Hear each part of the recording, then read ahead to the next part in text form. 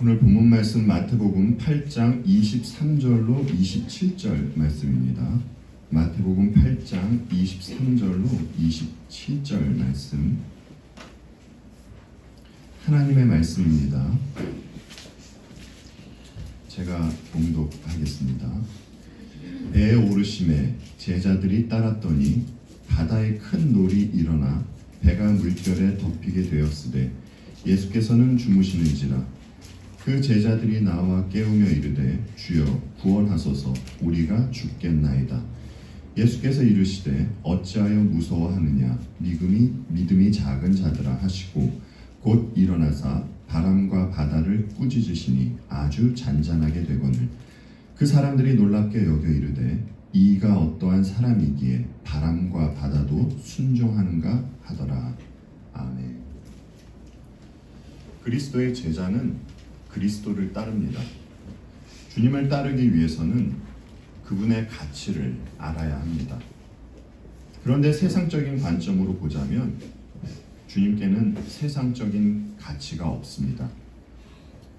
세상은 머리둘 곳이 없는 분을 가치 있게 여기지 않습니다. 세상은 주님을 죄인으로 규정했습니다. 그리고 십자가 사형대에서 죽였습니다. 그러나 영적으로 그리스도의 가치를 안 자들이 있습니다. 그들은 주님을 따릅니다. 그러면 그들은 어떻게 그리스도의 가치를 알게 된 것입니까? 하나님께서 그들의 눈을 열어주셨기 때문입니다. 믿음을 주셨기 때문입니다. 하나님은 착한 일을 하시는 성령을 통해서 그들을 인도해 가십니다. 그런데 인도받는 과정에는 어렵고 힘든 일도 있습니다. 그럼에도 불구하고 그들은 하나님의 인도하심에 믿음으로 반응합니다. 그리고 완성된 구원의 자리로 갑니다. C.S. 루이스가 말했듯이 세상은 예수님을 미친 사람이나 사기꾼으로 볼 수 있습니다. 그러나 우리는 예수님을 어떤 분으로 봅니까? 하나님의 아들로 봅니다. 그래서 우리가 진심으로 주님을 하나님의 아들로 보고 믿는다면, 그렇다면 우리에게는 반드시 주님을 따르는 삶의 모습이 나와야 하는 것입니다. 하지만 이 시대에는 자신이 그리스도인이라고 말은 하지만 주님을 따르는 것에 대해서는 부정하는 이들이 많습니다. 심각한 문제가 아닐 수 없습니다. 지난주 본문에는 기적 사건이 없었습니다. 그런데 오늘 본문으로 시작해서 다시 몇 가지 기적 사건이 등장합니다. 오늘 본문에서는 주께서 폭풍과 바다를 잠잠케 하시는 이 사건이 소개됩니다. 그리고 귀신 들린 두 사람을 고치는 사건과 중풍병자를 고치는 사건이 이어서 소개됩니다. 이렇게 세 가지 사건이 두 번째 묶음이 되는 것입니다. 이 사건들을 통해서도 우리가 보게 되는 것이 있습니다. 그것은 바로 예수 그리스도의 신적인 권위입니다. 그리고 천국입니다. 예수님께서 가는 곳에 천국이 임합니다. 이 천국은 확장되어 갑니다. 이것을 볼 수 있었던 사건이 베드로의 장모를 고치는 사건입니다. 베드로에게 임한 천국이 열병으로 앓고 누워있는 베드로의 장모에게 확장되어 나간 것입니다. 주님은 여러 환자들을 고치셨습니다. 그리고 신적인 당신의 권위를 그들에게 나타내셨습니다. 그런데 이 땅에 천국을 임하게 하신 주님의 권위는 사람에게만 행사하는 것이 아닙니다. 자연에 대해서도 행사를 합니다. 그것을 보여주는 것이 오늘 본문 말씀입니다. 폭풍과 바다를 잠잠케 하실 사건입니다. 본문의 시작은 예수께서 배에 오르는 것으로 시작이 됩니다. 예수님은 배에 오르십니다. 제자들은 주님을 따릅니다. 그래서 제자들도 배에 오릅니다. 주께서 배에 오르셨기 때문에 제자들도 배에 오르게 된 것입니다. 제자들은 예수님께서 20절에서 하신 말씀을 들었습니다. 여우도 굴이 있고 공중의 새도 거처가 있을 때 인자는 머리 둘 곳이 없다 하신 말씀을요. 그럼에도 제자들은 주님을 따라 나선 것입니다. 어째서입니까? 그들에게는 작은 믿음이라 할지라도 믿음이 있었기 때문입니다. 이제 주님과 제자들은 배라는 한 공간에 함께 있습니다. 그리고 같은 상황을 맞이합니다. 바다에서 폭풍을 만나게 됩니다. 여기서 우리가 알아두고 갈 것이 있습니다. 본문에서 주님을 따른 제자들은 역사 속에서 주님을 믿고 따른 모든 제자 공동체를 상징하고 있는 것입니다. 비행기를 타고 갈 때요, 큰 비행기를 타고 가면 기류가 나빠도 작은 비행기에 비해서 심한 흔들림이 덜합니다. 하지만 작은 비행기는 흔들림이 심합니다. 이것은 비행기뿐만이 아니라 배도 그렇습니다. 당시의 갈릴리 바다에는 갑자기 폭풍이 불곤 했습니다. 24절에 쓰인 큰 놀이 일어나는 큰 지진이라는 말입니다. 배가 갈릴리 바다에서 큰 지진을 만난 것입니다. 배가 침몰하기 직전입니다. 예수님과 제자들이 처한 상황은 굉장히 심각한 상황입니다. 이 배에는요, 베드로도 있습니다. 여러분, 베드로의 직업이 무엇입니까? 어부입니다. 그는 갈릴리 바다를 잘 알고 있는 사람입니다. 이런 그가 보기에도 자신들은 생사의 갈림길에 지금 놓여 있는 겁니다. 그런데 이런 상황에서 예수님은 어떻게 하고 계십니까? 예수께서는 주무시는지라.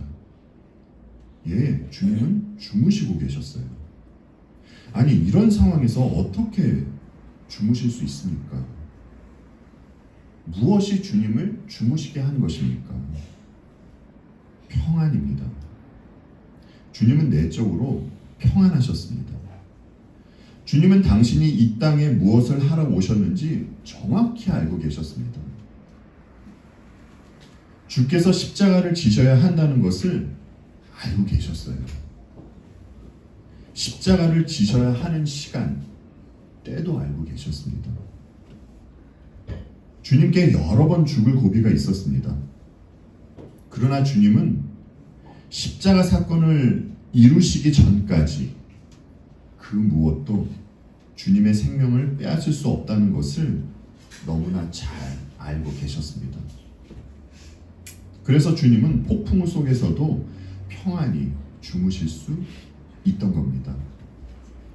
그리고 배를 타셨다는 것은 가시고자 하는 그 목적지가 있기 때문에 배를 타신 겁니다.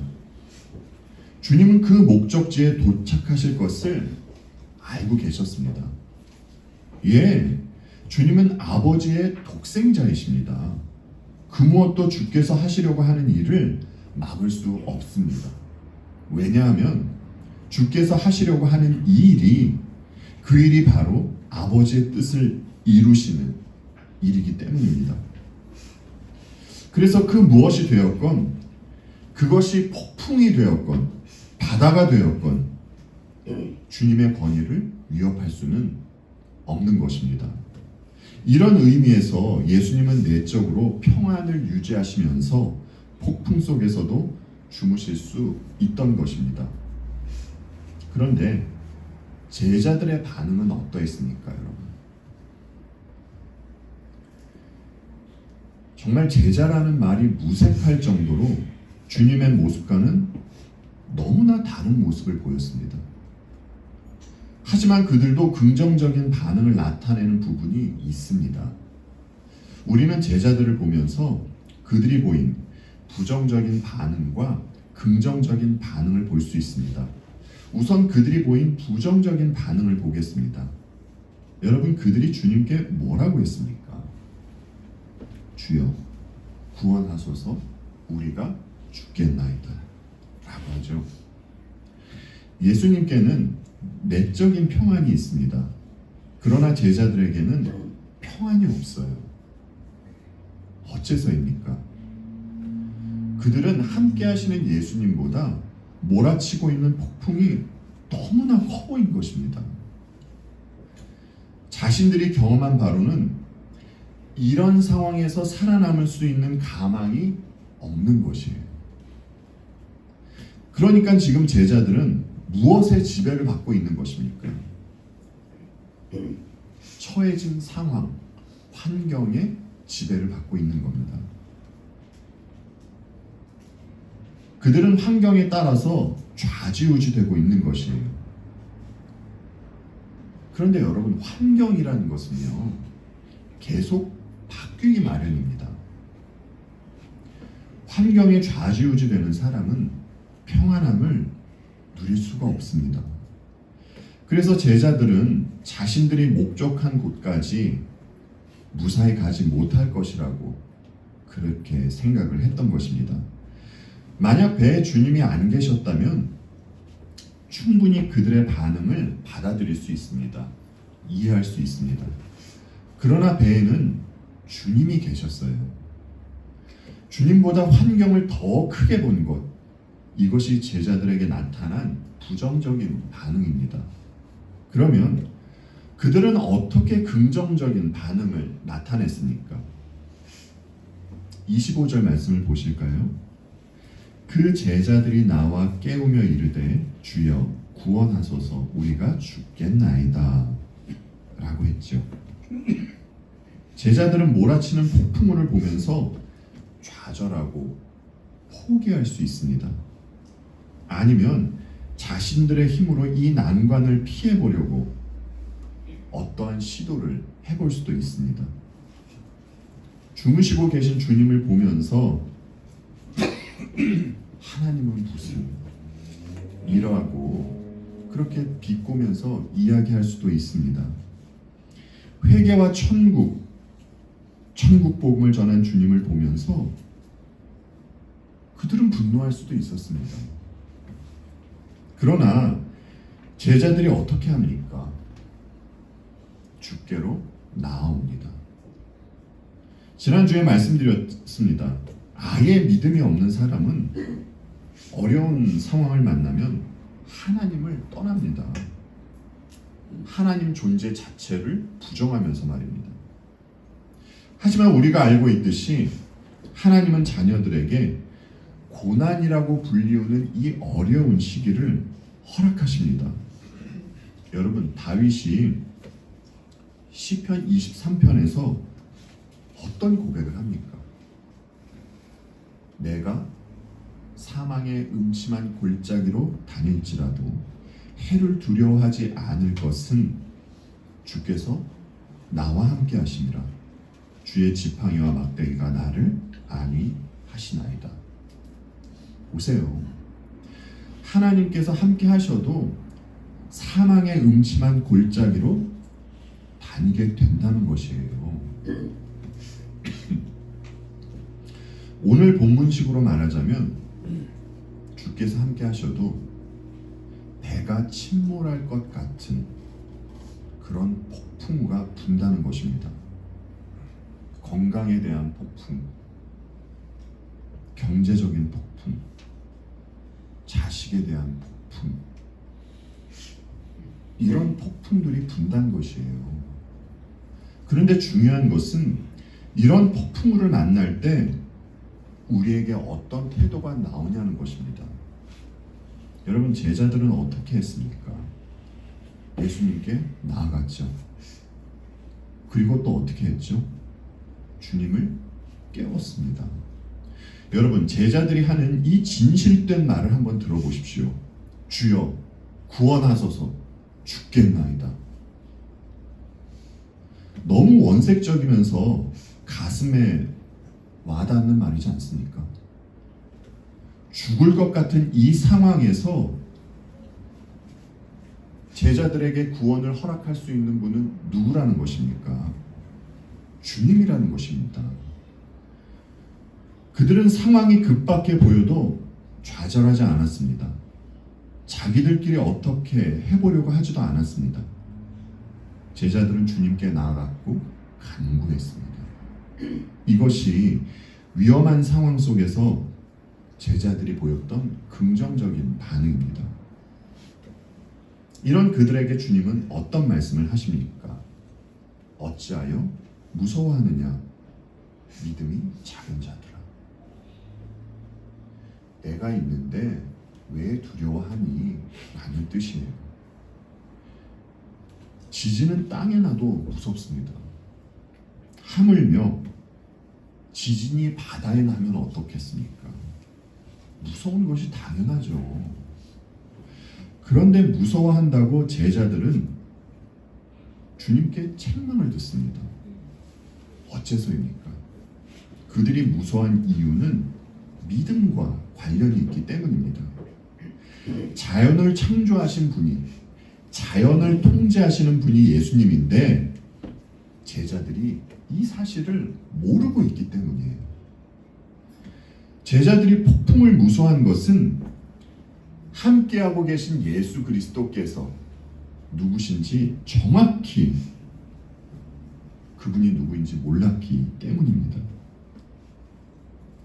믿음에는요, 믿음의 대상이 있잖아요. 그 믿음의 대상을 알아가면 알아갈수록 믿음은 자라갑니다.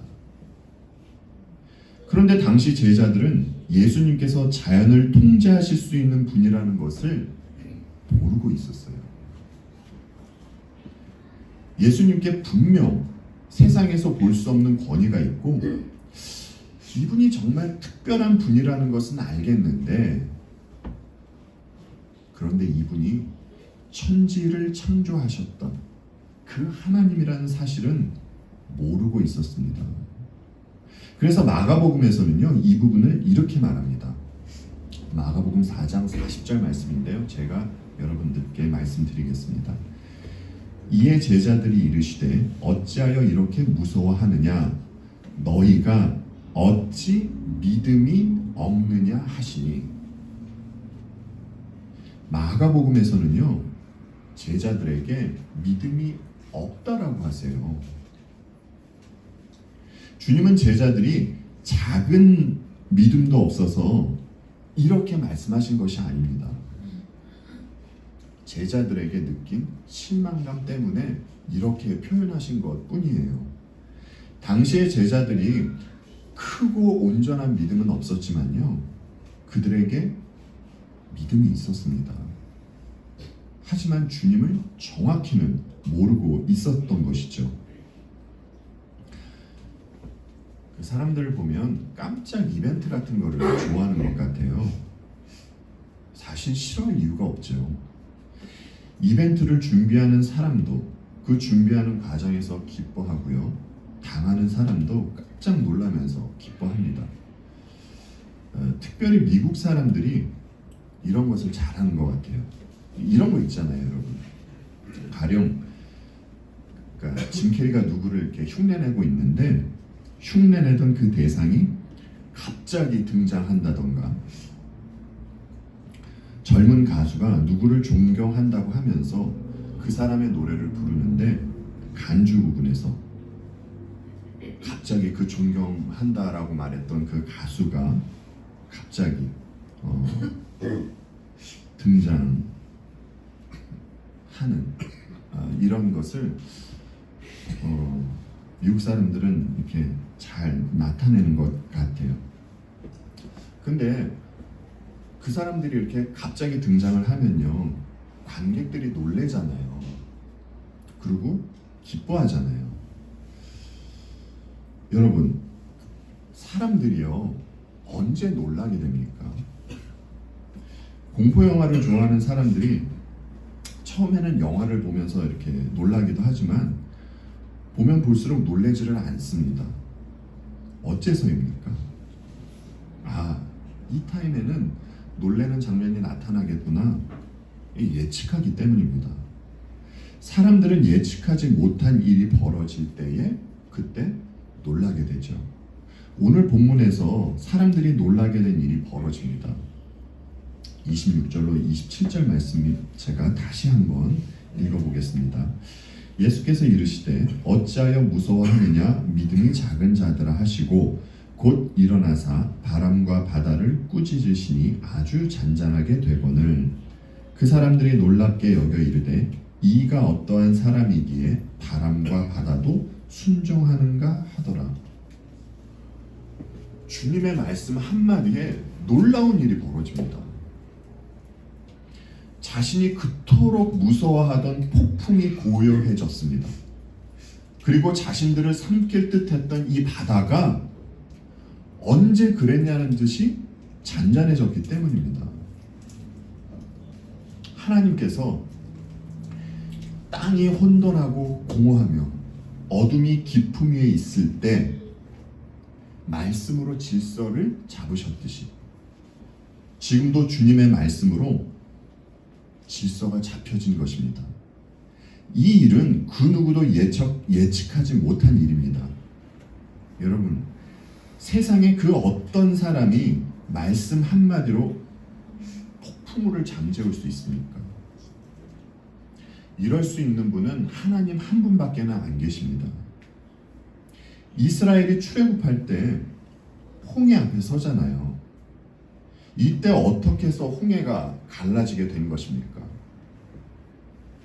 모세가 들고 있던 그 지팡이에 어떤 신비한 능력이 있었나요? 그래서 홍해가 갈라진 것입니까?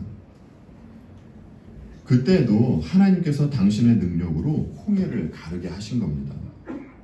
이와 같이 자연을 자유자재로 통제하고 부리실 수 있는 분은 하나님 한 분밖에 안 계십니다. 그렇다면 과거에 이스라엘을 출애굽시키시고 홍해를 갈라서 가나안으로 인도한 분이 누구시라는 겁니까? 예, 주님이시라는 거예요. 그러니까 제자들은 그 작은 배에 천지를 창조하신 하나님, 홍해를 가르셨던 그 하나님과 함께하고 있는 겁니다. 그런데 제자들은 이 사실을 모르고 있던 것이고요. 따라서 예수님은 이 땅에 천국을 임하게 하신 하나님이시다 라는 것을 마태는 말하고 싶은 겁니다. 주님은 대단한 기적을 나타내셨어요. 이 기적은 과거에도 없었고요, 앞으로도 없을 놀라운 기적입니다. 그 누가 흉내내지도 못합니다. 하지만 여러분, 이 기적보다 더 놀라운 기적이 있어요. 창세기에서 천지를 창조하신 분, 엿새 동안 창조 사역을 하셨던 하나님께서 아브라함과 언약을 맺으셨던 그 하나님께서 다윗과 언약을 맺으셨던 이 하나님께서 동정녀 마리아를 통해서 이 땅에 오셨다는 겁니다. 우주에서 이 지구를 보면 이 지구는 그야말로 티끌에 불과합니다. 거의 보이지도 않죠. 그런데 이런 우주를 창조하신 분께서 이곳으로 오셨다는 것이에요. 어째서입니까? 예, 십자가에 달리시려고요. 창조주께서 왜 십자가에 달리셔야 합니까? 죄인을 구원하기 위해서입니다. 죄인인 저와 여러분을 구원하시기 위해서 오셨다는 것이에요. 저와 여러분을 구원하려면 이 방법밖에 없기 때문입니다. 여러분, 이보다 더한 기적이 있을 수 있습니까? 비교할 수 없지만 한번 비교해 보자고요. 제자들을 폭풍에서 구원해 주신 것과 꺼지지 않는 그 불이 타오르고 있는 지옥에서 구원해 주신 것, 어느 구원이 더 대단하고 신비합니까? 예, 당연히 영원히 지옥으로 갈 자리에서 구원을 받은 것입니다. 그러니까 우리는 주께서 나타내신 기적 사건을 보고 그리고 놀라기 이전에 우리가 받은 구원을 생각하며 놀라야 합니다. 그래서 주님이 말씀하시잖아요. 귀신들이 너희에게 항복하는 것으로 기뻐하지 말고 너희 이름이 하늘에 기록된 것으로 기뻐하라고 말입니다. 그리고 또 말로 할 수 없는 기적이 있습니다. 에스겔서 37장에는 마른 뼈들, 이 마른 뼈들이 살아나는 이야기가 있습니다. 이 마른 뼈들이 누구입니까? 여러분 에스겔서 보셔서 아시잖아요. 이스라엘 족속입니다. 다른 말로 해서 주님의 백성이라는 것이에요. 영적으로 죽어있던 주님의 백성이 다시 살아나게 된 것입니다. 저와 여러분이 살아나게 된 것이에요. 그래서 주님께 나아갈 수 있고 주님을 깨울 수 있는 것입니다. 그리고 주여 구원하소서 우리가 죽겠나이다 라고 말할 수 있는 것이에요. 여러분 영적으로 살아있는 자들이 그들만이 자기 처지를 알고요 주님께 간구할 수 있는 것입니다. 살려달라고 말입니다. 자존심 상하는 일이죠. 그런데 주님은 우리의 헛된 자존심을 꺾으십니다. 차치하고요. 여러분 이런 기적을 누가 일으키신 겁니까? 예, 오늘 본문에서 바람과 바다를 꾸짖으신 예수 그리스도께서 일으키신 겁니다. 오늘 본문 말씀을 통하여 알게 된 몇 가지 사실이 있습니다. 본문에서 폭풍과 바다가 함께 어우러져 등장을 합니다. 그래서 제자들이 두려워했던 것입니다. 그런데 성경에서는 이 바다가 두렵고 무서운 곳으로 묘사될 때가 있습니다. 다니엘서 7장 2절로 3절에 이런 말씀이 있습니다. 다음은 다니엘이 한 말이다. 내가 밤에 환상을 보았는데 동서남북 사방에서 하늘로부터 바람이 큰 바다에 불어 닥쳤다. 그러자 바다에서 모양이 서로 다르게 생긴 큰 짐승 4마리가 올라왔다. 바다에서 무엇이 올라온다고 합니까? 큰 짐승 4마리가 올라온다고 하죠. 성경은 이렇게 해요. 바다를 악의 온상지, 좋지 못한 곳으로 묘사할 때가 있습니다. 그런데 주님은 이런 바다를 무엇으로 다스린 것입니까? 말씀으로 다스린 것이에요. 이런 주께서 우리와 함께 하신다는 것을 알 수 있고요. 그리고 백성들이 어려운 일을 당할 때 때로는 정말 주께서 고개를 돌려 계신 것 같고 주무시는 것 같지만 그 모든 상황 속에서 함께 하신다는 겁니다. 그러니까 주님은 백성들로 하여금 어려운 일을 당하지 않게 해주시는 것이 아니라 그들이 어려운 일을 당할 때 그들과 함께하고 계신다는 것이에요. 여러분 오늘 본문도 보세요. 주님이 먼저 배에 타신 겁니다. 제자들은 주님을 따른 것이고요. 만약 주께서 산에 오르셨다면 제자들도 산에 올랐을 것입니다. 그런데 제자들이 주님을 따랐더니 무엇을 만나게 됐습니까? 예, 폭풍우를 만나게 된 것이에요. 제자들이 주님을 따르지 않았다면, 그래서 배에 오르지 않았다면 그들은 바다 위에서 폭풍우를 만나지 않았을 겁니다. 주님은 제자들이 당신을 따라 그렇게 배를 타면 폭풍우를 만나게 될 것을 모르셨을까요? 네, 주님은 아셨습니다. 그럼에도 불구하고 주님은 왜 제자들에게 폭풍을 만나게 하신 겁니까? 주님은요, 이 사건을 통해서 당신이 누구신지 알려주고 싶으셨던 겁니다. 그리고 동시에 제자들에게는 그들의 한계를 보여주고 싶으셨던 겁니다. 이 상황에서 내가 할 수 있는 거 아무것도 없구나. 나는 정말 주님만 믿고 의지해야 하는 존재로구나. 이 사실을 알려주고 싶으셨던 것이에요. 그래서 제자들이 주님께 어떤 말을 합니까? 주여 구원하소서, 우리가 죽겠나이다.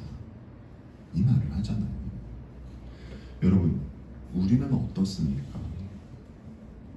우리도 주어진 인생을 살다가 폭풍우를 만나잖아요. 우리가 폭풍우를 만날 때 주님이 모르실까요? 주님은 우리를 당신의 피값으로 사셨습니다. 그리고 성령을 통해서 우리와 함께 하세요. 우리가 만난 폭풍우 모르실 리가 없습니다. 다 알고 계세요. 그렇다면 여러분, 주님이 우리에게 폭풍우를 왜 허락하신 겁니까? 주님이 어떤 분인지 알려주시기 위해서 우리들에게 폭풍우를 허락하신 겁니다. 그리고 동시에 우리의 한계를 보게 하시기 위해서고요. 그리고 정말 내가 믿고 의지해야 할 분은 주님이시로구나. 이 사실을 알게 해주시기 위해서 주님을 믿고 따르고 있는 우리로 하여금 때로는 작은 배를 타게 하시고 바다 위에서 폭풍우를 만나게 하시는 겁니다. 여러분, 이스라엘이 홍해를 건넌 후에는 다시 애굽으로 건너갈 수 없었잖아요. 이와 같이 폭풍우를 만났다고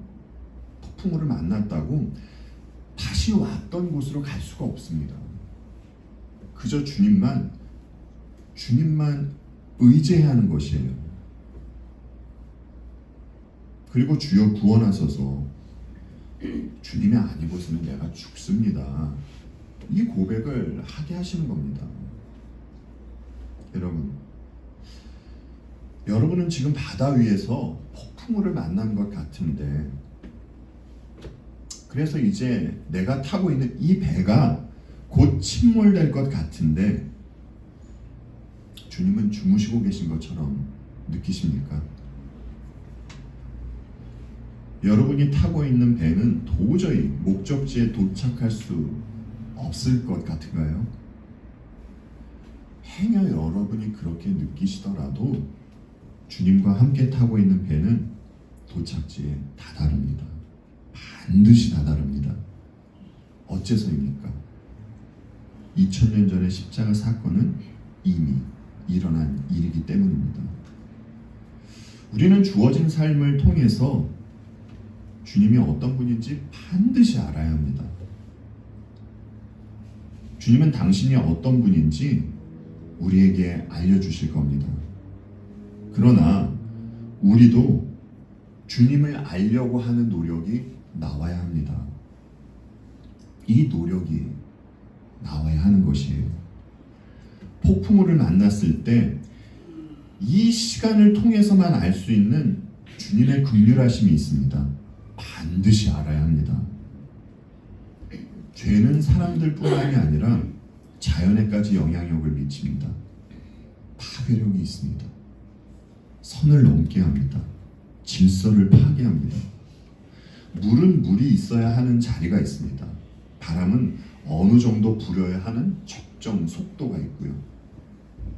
이 바람이 이 적정 속도를 넘어가면 강풍이 되고 태풍이 되게 되는 것이죠. 자연의 질서가 잡혀 있을 때는 사람에게 한없는 아름다움을 선사합니다. 그러나 자연의 질서가 파괴되면 이 아름다움은 악마의 모습을 한 폭군의 모습으로 변하게 됩니다. 주님은 이 폭군과 같은 자연을 무엇으로 다스렸습니까? 말씀으로 다스렸습니다. 말씀으로 질서를 잡았습니다. 여러분, 주께서 왜 바람과 바다를 잔잔케 하셨습니까? 제자들이 두려워 떨었기 때문입니다. 주님은 주님의 때에 우리에게 닥친 폭풍우를 거두어 주실 겁니다. 여러분이 느끼기에 주께서 주무시고 계신 것처럼 그렇게 느끼고 계시는 분이 있습니까? 주님은 여러분보다 여러분을 더 잘 알고 계세요. 그런데 우리가 주님을 아는 것은 그야말로 빙산의 일각입니다. 주님은 영원한 분이세요. 우리가 주님을 어떻게 온전히 알 수 있겠습니까? 이 땅을 살아가면서 우리가 주님을 온전히 알 수 있는 방법은 없습니다. 그저 점점 더 알아가는 것이죠. 성경을 통해서, 우리에게 주어진 인생을 통해서 우리는 주님을 알아가는 것이에요. 그리고 우리가 하는 근심 걱정 어떻게 안 할 수 있겠습니까? 근심 걱정을 해야지 해서 걱정을 하게 되는 것도 아니고요. 그렇죠? 가만히 있어도 스리슬쩍 들어오잖아요. 근심 걱정이. 그럼에도 불구하고 주님이 누군가를 알면 알수록 우리의 근심과 걱정은 반감이 될 것입니다. 여러분, 우리가 주님과 타고 있는 이 배는 반드시입니다. 반드시 완성된 구원의 자리로 갈 것입니다.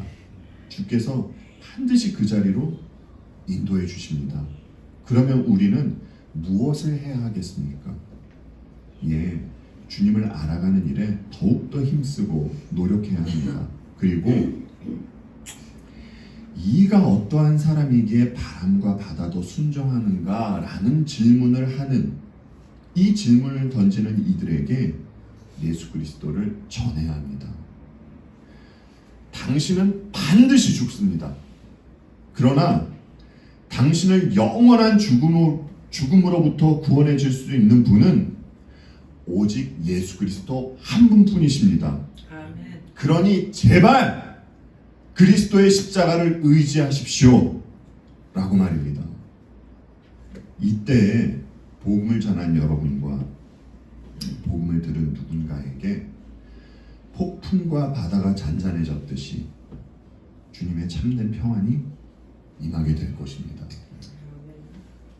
말씀으로 폭풍과 바다를 잠재우신 주님과 함께 참된 평안을 누리시며 그렇게 살아가시는 우리 베리드 개혁 장로교회 모든 성도님들 되시기를 바라며 오늘 말씀을 마치도록 하겠습니다.